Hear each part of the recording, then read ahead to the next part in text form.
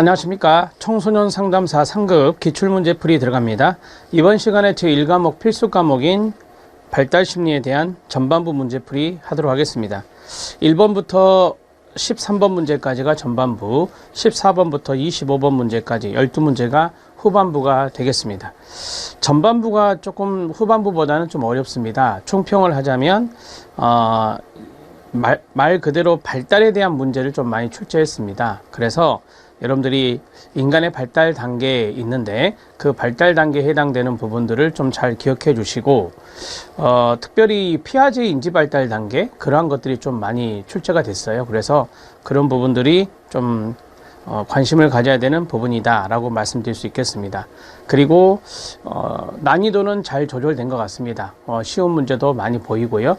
그 다음에 학자들의 좀 이렇게 처음 본 학자들 그런 분도 좀 있긴 있지만 뭐 그렇게 심각하게 잘 모르는 학자들을 많이 출제하지는 않았습니다. 그래서 여러분들이 하실만 했겠다 이런 생각을 수험생분들이 그때 당시에 하실만 했겠다 이런 생각을 해보았습니다. 자, 1번부터 들어가도록 하겠습니다. 1번은 영유아기에 나타나는 이 언어를 이야기했죠. 영유아기에 나타나는 초기 언어 발달의 특징입니다. 옳은 것을 모두 고른 것은인데, 자, 언어에 초점을 맞추시면 됩니다.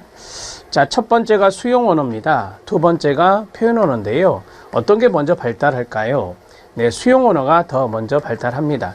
수용 언어라는 것은 언어를 이해하는 거고, 표현 언어라는 것은 언어를 표현하는 건데요.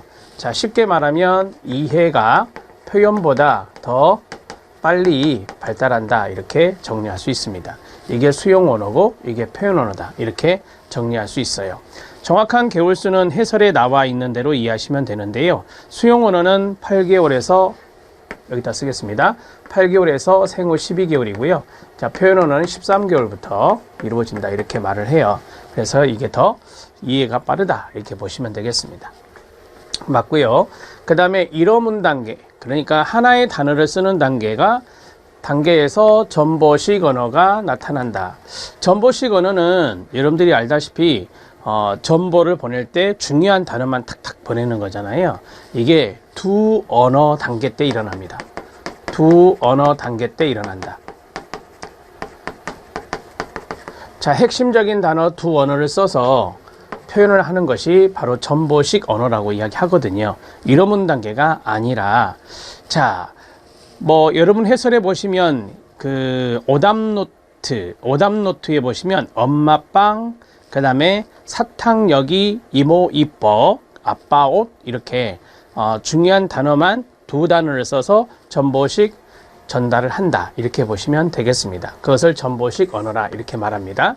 자, 그래서 니은은 틀렸다 라고 말할 수 있습니다. 영유아기 때이다 보니까 단어의 의미를 지나치게 제한적으로 사용하겠죠. 자, 의미를 아직까지는 풍성하게 하기는 힘듭니다. 왜냐하면 영유아기이기 때문에 단어의 의미를 지나치게 제한적으로 사용하는 경우가 있고요. 이건 맞습니다. 이거는 간단하게 영유아기니까 그럴 수 있겠다. 초기 언어 발달이니까 그럴 수 있겠다라고 생각하시면 됩니다. 자, 목 울림, 쿠잉이라 하는 건데요. 옹알이, 울음 등은 전 언어 단계에서, 그러니까 언어를 사용하기 전이라고 하죠. 언어를 사용하기 전 단계에서 나타난다. 당연한 거 아닙니까? 쿠잉이라고 하는 거. 자, 엄마가 아이 앞에서 구구구구 이렇게 하면은 모음을 사용하는 게 쿠잉이거든요. 그럴 때 아이가 그것을 따라하는 이러한 것들이 목울림, 그 다음에 옹알이, 그 다음에 울음 이런 것들은 언어를 사용하기 전에 한다라고 보시면 됩니다.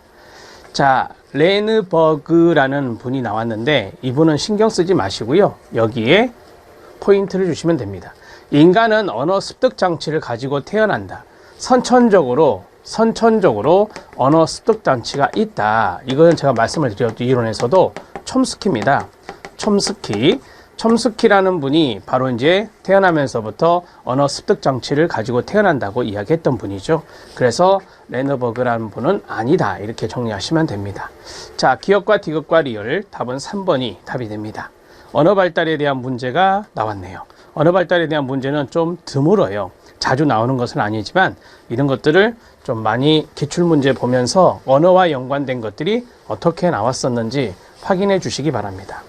해설을 여러분들한테 좀 자세하게 달아드렸거든요. 그래서 이러한 부분들은 나중에 이론에서도 충분히, 물론 이론이랑 같이 보고 계실 건데 이론에서 충분히 학습이 되기 때문에 제가 여기 해설에 있는 것을 하나하나 다 보지는 않겠습니다. 시간상. 자, 두 번째는 애착이론입니다. 애착이론에 학자들이 많이 있는 거 알고 계시죠? 볼비 이런 분도 있고, 여기 나오는 에인스워스 이런 분도 있고요. 그 다음에 에머슨 이런 분도 있습니다. 쉐페와 에머슨. 자, 회피 애착아가 있고요. 저항 애착아가 있습니다. 회피 애착, 저항 애착은 바로 에인스워스의 낯선 상황 실험에서 나왔던 건데요. 자, 여기에서 보면 분리 불안이 높다라고 했거든요. 포인트가 이거예요. 자, 불안이 높다 그러면 저항 애착이에요. 불안이 높다 그러면 저항 애착아다 이렇게 보시면 됩니다. 회피 애착의 주특징은 무관심이거든요. 무관심이다 이렇게 보시면 돼요. 자, 그런데 여기에 뒤에 보니까 분리 불안이 높다 그랬으니까 이건 저항의 차감이 탈락. 그 다음에 2번입니다. 여기 양가적 태도가 나오죠. 양가적 태도는 우리가 양가의 착이라는 말이 있어요. 양가의 착이란 말이 동의어가 저항의 착입니다. 동의어가 저항의 착이에요.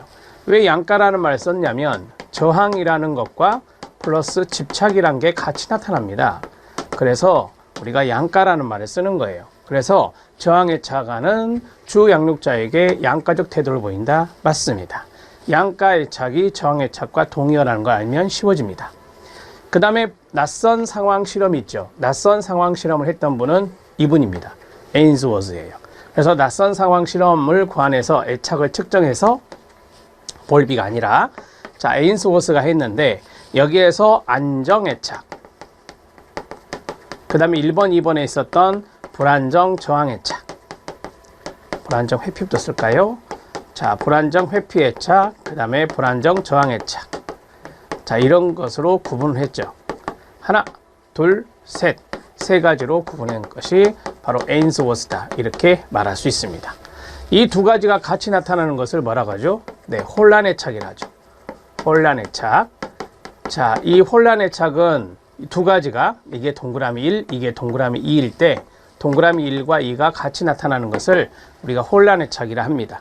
이거는 메리 메인과 에릭 헤세, 메리 메인과 에릭 헤세에 의해서 이 혼란 애착이 분류가 되죠. 자, 됐고요. 애착 형성을 4단계로 분류했다. 에인스워스는 분류한 학자는 아니고요. 애착 형성을 4단계로 분류한 분은 볼비, 저기 3번에 있는 볼비 이런 분이고, 그 다음에 한 분 더, 여러분 해설에 나오죠. 쉐퍼와 에머슨입니다. 쉐퍼와 에머슨. 자세한 것은 제가 심화학습에 넣어드렸어요. 이거 4단계도 넣어드렸고 이거 4단계도 넣어드렸으니까 꼼꼼하게 한 번만 읽어주시기 바랍니다. 자, 그 다음에 새끼 조류의 행동을 연구해서 각인 개념을 제시한 분은 누구죠? 네, 콜라트 로렌츠입니다. 로렌츠 유명하죠? 로렌츠의 각인 실험. 로렌츠의 각인 실험. 자, 거의 실험이죠. 새끼 조류가 태어나자마자 이제 사람을 보고 그 사람이 어미라고 생각해서 따라다니는 그러한 그림이 유명한데요. 그 각인 이론을 제시한 분입니다. 할로우 아니에요. 할로우는 어린 원숭이 대리모 실험을 했던 분이죠. 어린 원숭이를 대상으로 대리모 실험을 해서 접촉 위안을 연구했던 분이 할로우입니다. 자, 답을 해결했습니다. 2번이 답입니다. 애착 이론도 시험에 잘 출제가 되니까 잘 알아놓으셔야 됩니다. 자, 애착은 우리가 언제 이루어야 되죠? 네, 영유아기 때의, 영아기죠. 정확히 말하면 영아기 때의 과합이 애착이다 이렇게 말할 수 있어요. 그래서 1번 문제도 영아기, 2번 문제도 영아기에 해당되는 문제입니다. 세 번째는 기억과 연관성이 있는 건데요. 기억 발달에 대한 내용으로 옳은 것을 모두 고른 것은, 자, 이것은 학습 이론과도 연관성이 있죠. 학습에서 기억이 나오니까요. 자, 여기 보면 정교화 전략이 있고요. 그 다음에 조직화 전략이 있는데 먼저 순서를 이야기했어요. 자, 더 먼저 나타나는 것은 바로 조직화 전략입니다. 정확히 말하면 세 가지인데 암송하는 것이 있어요. 그게 바로 반복 시연 전략입니다. 간단하게 이렇게만 쓰겠습니다. 이게 가장 먼저, 그 다음에 조직화, 그 다음에 정교화가 이루어집니다. 순서상 이렇게 돼요. 그래서 이렇게 살펴를 하면 되겠죠. 그래서 조직화 전략이 정교화 전략보다 먼저 나타나기 때문에 1번 지문은 틀렸습니다. 2번 지문은 지연 모방입니다. 영아의 지연 모방은 생후 18개월에서부터 24개월에 나타납니다. 자, 이것이 바로 감각운동기죠. 감각운동기 때 지연 모방이 나타나구나. 이것도 알아놓으셔야 됩니다. 영아의 지연 모방은 회상 기억 능력이 있음을 보여준다. 맞습니다. 왜냐하면 어떤 행동을 보고 바로 모방하는 게 아니라 한참 있다가 모방하기 때문에 회상 능력이 있다는 것을 보여주는 거고요. 자, 조직화 전략은 기억해야 할 정보를 여러 번 반복한다. 이게 뭐겠어요? 반복 시연입니다. 이건 반복 시연이에요. 조직화 전략이 아니라 반복 시연 전략입니다. 자, 성인 후기의 일화 기억은 대부분 의미 기억보다 빨리 쇠퇴된다. 맞습니다. 자, 일화 기억하고 의미 기억이 있죠? 이게 에피소딕 메모리, 일상 기억이라고 합니다. 일상 기억, 여긴 의미 기억은 지식을 이야기하는 거죠. 당연히 이게 쇠퇴가 빠릅니다. 쇠퇴 정도는 일화 기억이 빠르다. 이렇게 보시면 돼요. 그래서 성인 후기의 일화 기억은 대부분의 의미 기억보다 빨리 쇠퇴한다. 맞습니다. 옳은 것은 니은 리을입니다. 이렇게 정리할 수 있어요. 자, 해설에서 한 가지 볼 게 있습니다. 해설을 잠깐 봐주시면요. 지연 모방이 있는데 그걸 한번 봐주시기 바랍니다. 지연 모방은 제가 이론에서도 말씀을 드렸습니다. 거기 1번, 2번, 3번이 있는데요. 거기에 2번을 보시면 18개월의 유아들은 2주 후쯤, 24개월의 유아들은 2개월에서 3개월 후쯤까지 모방을 기억하였다가 표현할 수 있습니다. 일정 시기가 지나면 더 이상 외부를 모방하지 않고 내면의 표현과 기억들을 조합하고 재구성하는 것이 가능해집니다. 밑에 있는 사례는 읽어보시면 충분히 이해될 수 있고요. 그 다음에 이걸 좀 말씀드리려고 합니다. 이 내용이 또 학습이론에서 출제가 됐더라고요. 자, 거기에 보시면 반복 시연이 있습니다. 사례를 넣어드렸거든요. 거기 보면 접시, 냄비, 바지, 양말, 자동차, 비행기, 접시, 냄비, 바지 이렇게 여러 번 뭐 하는 거예요? 네, 반복해서 외우는 거죠. 그래서 이거는 암송입니다. 암송이다 이렇게 생각하시면 되고요. 그 다음에 조직화 전략이 있습니다. 암기사항을 묶어서 암기하는 겁니다. 묶어서에 동그라미 쳐주시기 바랍니다. 예를 들면은 주방용품을 묶어볼까요? 접시와 냄비가 주방용품입니다. 바지와 양말은 의류입니다.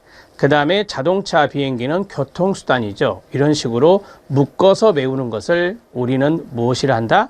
조직화 전략이라 합니다. 정교화 전략입니다. 정교화 전략은 거기 보시면 자동차에 접시와 냄비를 싣고 바지와 양말을 신고 비행기를 탄다. 이런 식으로 문장을 만들어서 거기 나오죠. 이미지를 떠올리면서 암기하는 거예요. 이것을 우리가 정교화 전략이다 이렇게 말합니다.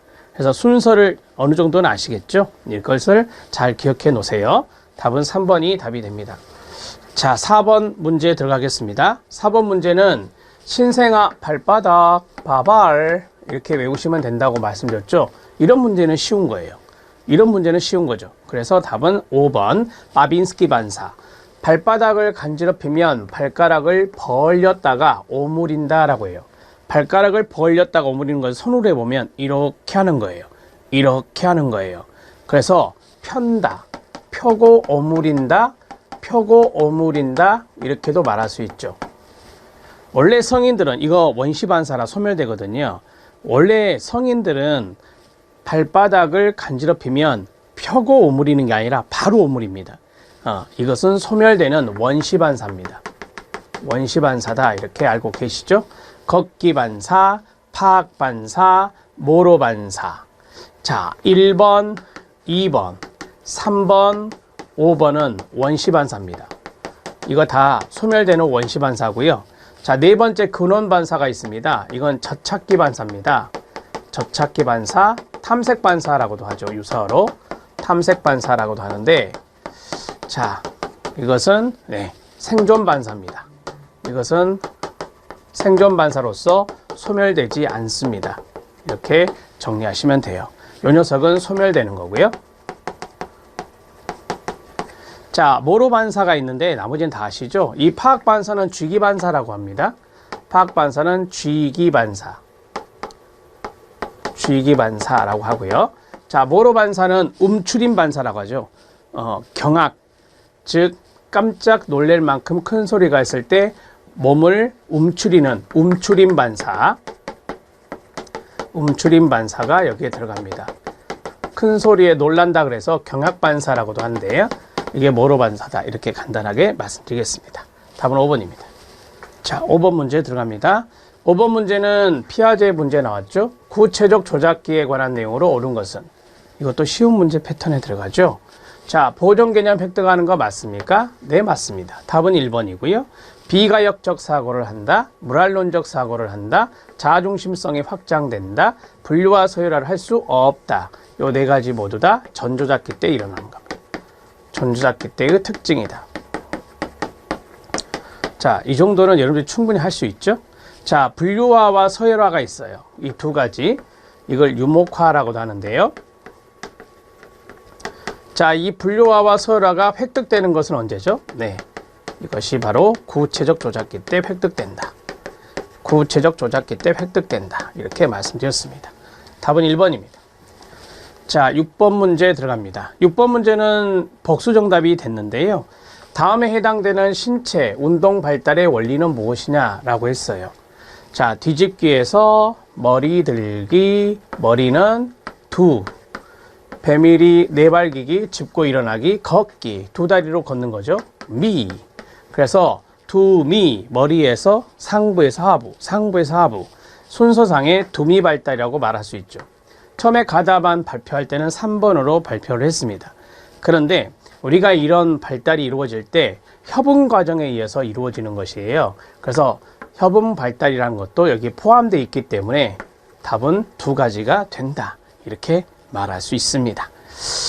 자, 근원 발달 정도는 아시면 되는데, 근원은 중심에서 말초를 이야기하는 거거든요. 중심에서 말초로 이루어지는 것을 우리가 근원 발달이다. 이렇게 말을 해요.